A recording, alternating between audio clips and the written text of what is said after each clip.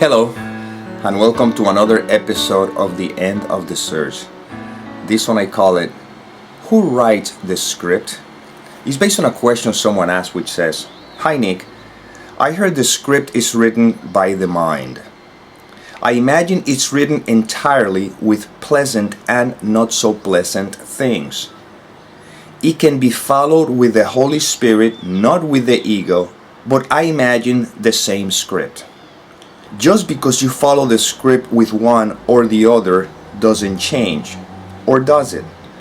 Because what chance does one have of doing it differently if, for example, one projects from unconscious fears that block you and you don't even realize they are there? Who decides to see them, to let them go, to allow for possibilities of expansions? Okay. Let's take it by paragraph because it's very simple and you see how the mind complicates. It says, after the script is written by the mind. Well, life is unfolding. Who is the one writing this theater piece? See, the tendency, if the mind says, oh, you can write your script, you can write your life. Yeah, but I didn't decide to be born. I didn't decide the family I was going to be born into. I didn't decide pretty much most of the things in my life. And now all of a sudden, out of the blue, I can decide to rewrite my life. You see? That's why I suggest you watch the video, Do We Have Free Will? Trust me, watch that video. Everything is going to fall into place. But let's continue with the question. Then it goes, I imagine it's written entirely with pleasant and not so pleasant things. Yeah, because the human experience is dualistic. Therefore, you're going to have the ups and the downs. That's part of the package, you know. When you go to a casino, you're not guaranteed you're going to win no matter how of an expert you may be. You will play the cards and sometimes you win and sometimes you lose. Continue. It can be followed with the Holy Spirit, not with the ego, but I imagine the same script. I believe this comes in reference to A Course in Miracles, meaning that the life experience can be followed or can be seen through the vision or through the Holy Spirit perspective, which would be the same thing as the right-mindedness, meaning the absence of judgment, or it can be seen with the ego. With the ego is the mind that judges everything.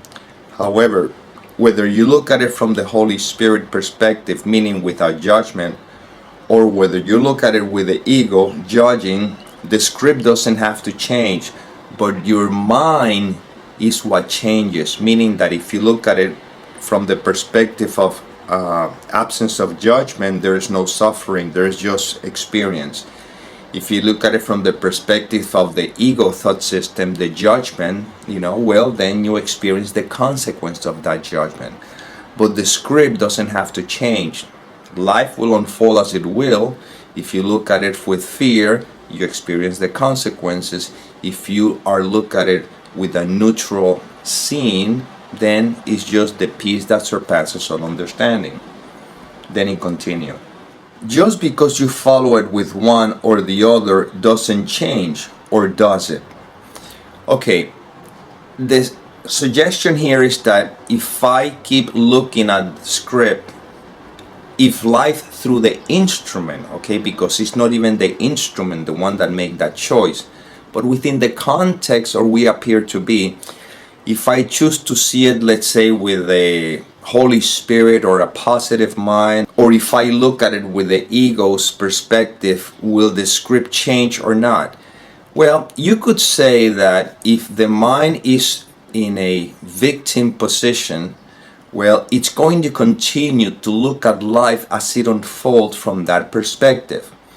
And, well, it could be said that that would lead to more of that kind of experiences, which the script may continue that route. If, on the other hand, you change your mind about it, it could be said that also the world as a mirror begins to reflect that to you as well. What that means is that it could be said that if I change the mind from the victimhood or negative to quote-unquote positive or whatever, the script could change, you see? We're not denying the fact that changes could happen, but the script changed because it was supposed to change. The difference is that I will see it differently, because then the suggestion is that I can change the script, you see? But you have to remember this, the script is designed for you to return home, for you to know who you are, not for you to continue sleeping, you see? If everything went the way you want to, why would you want to wake up from this dream? Why would you want to return to oneness? Why would you want to let go of something that you so attached to and you still want to hang on to? You see? So it's, in a sense, it appears, sometimes it appears as if I can change things, but in reality, everything is happening according to the way life is unfolding, you see? That's why this is a paradox. At the same time that you seem to be the creator and you seem to be the protagonist and the writer and the producer of your own movie, you see, at the very same time, you play extra on a much bigger play. Okay? Now, continue. Then the person says, because what chance does one have of doing it differently if, for example, one projects from unconscious fears that block you and you don't even realize they're there? Who decides to see them, to let them go, to allow for possibilities of expansion? It's a very interesting question. The character does not decide to see things differently. Consciousness, or whatever you want to call it, is the one that decides through the character. So I am not deciding how my life is going to be. I'm just observing how life is being seen. That's the difference. And again, it's not me who decides that. That which dreamed this, it gives each of the character its apparent attributes. So yeah, it seems like, that means that I am doomed to live a life in fear or so. I just look at it differently. Life is unfolding as it will. And yet, as life unfolding, notice that it's leading you and quote unquote me to this kind of information to remind ourselves that there's another way of looking at this. It's like the consciousness is reminding itself that it could see things differently. It's like, let's say you're sleeping and you're dreaming, and in the dream you forget that you are dreaming that dream. So in the dream there seems to be a character who's suffering, and that character cannot see anything differently because the character is a projection from the dream. But the mind that is dreaming the dream now remembers that it can see things differently, and then it projects onto the character the possibility of see things differently. And as the mind which projects the dream see things differently, also that can contribute to the change of the images in the dream. You see? So the way I look at it, for example, when it says, because what chance does one have of doing it differently if, for example, one projects from unconscious fears? To me, it's very simple. Right now, whatever I'm presented with is the screen, is the movie, is the play, is the scene that is projected. Whether it comes from unconscious fear or not, to me, that makes no sense, makes no difference. All I know is this is what it presented. And I also know that when I find myself choosing differently, I'm aware that I am not choosing differently. Life has already chosen differently. Life chose for me to become Puerto Rican. Life chose for me to become a male.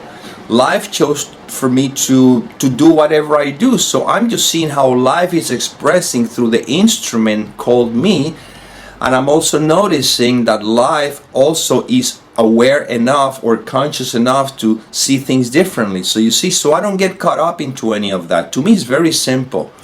The instrument wakes up in the morning, the journey unfolds with all its different textures, with all its different colors, with all its different experiences, and I don't have to go into, oh, I am projecting from a fear that is unconscious that I don't know. No, I just see how life is unfolding. And in the script, in the dream, if in the play, supposedly I need to see someone that may be able to help me with something that may appear to be an unconscious thing, that will also be part of the play. You see? While I may find myself doing something about it, simultaneously I'm aware that that is not me who's doing it, that's just part of the play. That's why some people go to psychics, for example, some people go to therapists, some people go to psychiatrists, some people go to ones who do past life regressions and whatever. That's fine, that's just part of the play. But they're not choosing to go to any of those places for help. That is how life is unfolding according to their script. In my script, life is unfolding that I find myself answering questions and making videos and making music and doing all the kinds of stuff that I find myself doing. The ones that I do like, and also I find myself experiencing the opposite of that.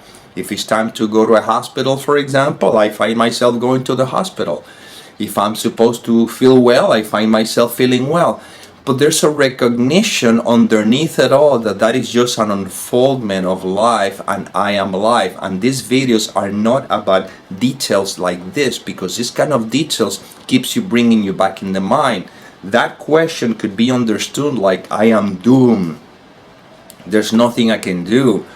If my life is horrible, will remain like that. I will not be able to choose my reality or something. You see, that's just keep feeding the belief in the character, and as long as you believe you're that character, you're gonna be at the mercy of the consequences of that belief, which that belief is what leads to scarcity, suffering, separation. But what you are is beyond that.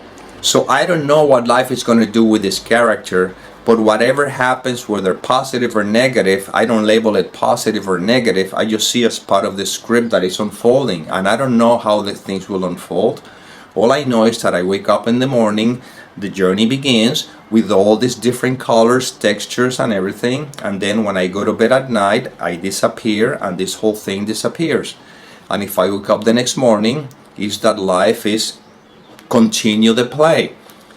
But being able to look at it from a perspective of simply seeing life unfolding without any kind of personal identification, while it appears that I am doing things and I drink water and I just eat and I do whatever people do, but when there's not a personal identification, then you can experience what is referred to as the peace that passes all understanding. These videos are about knowing who you are, so that peace that passes all understanding remains in you forever, because now you're the witness rather than the protagonist. Even though you're playing the game, you're not caught up in it. You see the difference? So this question, again, is just a hypothetical question. Well, but who's choosing? And if I choose, that means I don't have the power to choose or everything. I just make it very simple. I act as if I'm choosing, while simultaneously I know that I am not choosing. And therefore, whatever happens is welcome. There's no resistance to anything. Because the mind is not trying to make anything special of anything, because all I know is that life is unfolding as it will, and I am life, and you are life, and that's what we're reminding here. I am. That's it. As this becomes, which is your nature anyway, but within the context of the dream, as this becomes second nature, your attitude towards everything changes immediately. Nothing is unwelcome. Everything is perfect as it is, in spite of what may look like, and then you live happily ever after, because there's no ever after. If you're happily now, then you're happily ever after, because all that there is the ever present moment of now. There's nothing else. Everything else is a thought trying to project a future or trying to remember of a seeming past, but there's no past, there's no future. All that there is what is, and you're resting in what is as is. You see? Now this question immediately drops, and then see how life unfolds. It's all a mystery. I don't know what will happen. All I know is that whatever happens is what seems to be happening. I'm not choosing it, it's just what seems to be happening. And if it appears that I'm going to choose to do something later, even I am aware that that choice was made through me. I didn't even make that choice because I simply am. Well, I hope this helped, and as always, may peace permeate the mind so that love can be extended.